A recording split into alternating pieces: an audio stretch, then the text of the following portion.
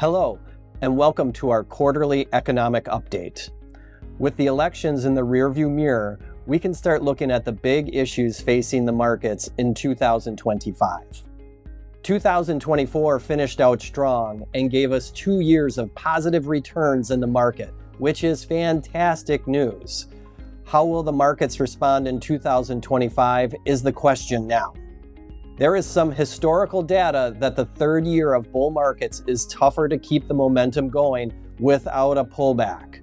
However, first-year presidential terms, regardless of party affiliation, tend to be pretty positive. In fact, 9 out of the last 10 years were up. To date, the market has been extremely volatile. We think this volatility continues as valuations in technology become hard to justify and value stocks present good opportunity. Ultimately, earnings will drive the market higher or lower. Will the tariff wars lead to higher costs and higher inflation for consumers? Taken alone, tariffs will raise the cost of a particular product. But it does appear much of the tariff war is designed for public negotiations and deal-making with our trading partners. Most likely, final tariffs will be on specific countries and specific products that don't offer concessions on trade. We feel inflation is driven primarily by monetary policy. It appears the Fed is in a tightening mode, which can put pressure on prices downward elsewhere.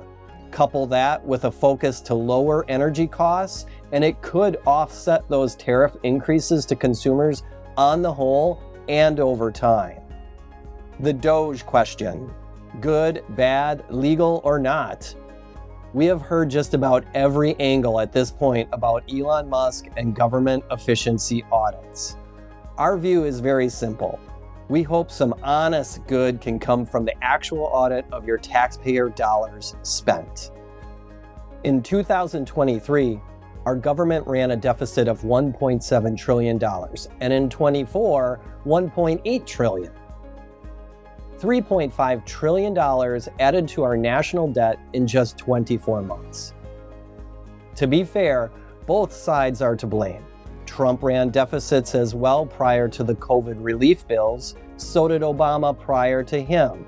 At the end of the day, this spending is not sustainable for anyone. Interest payments on your debt can't become the biggest line item on your budget sheet. That spells disaster. Both sides of the political aisle created this mess.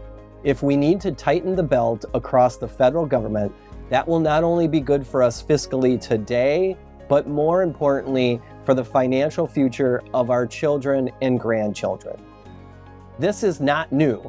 Spending cuts have been proposed before by presidents and Congress, but no one has really taken substantial action. Ultimately, Congress will have to legislate large spending cuts and agency overhauls. We will see if the bite is as big as the bark this time around.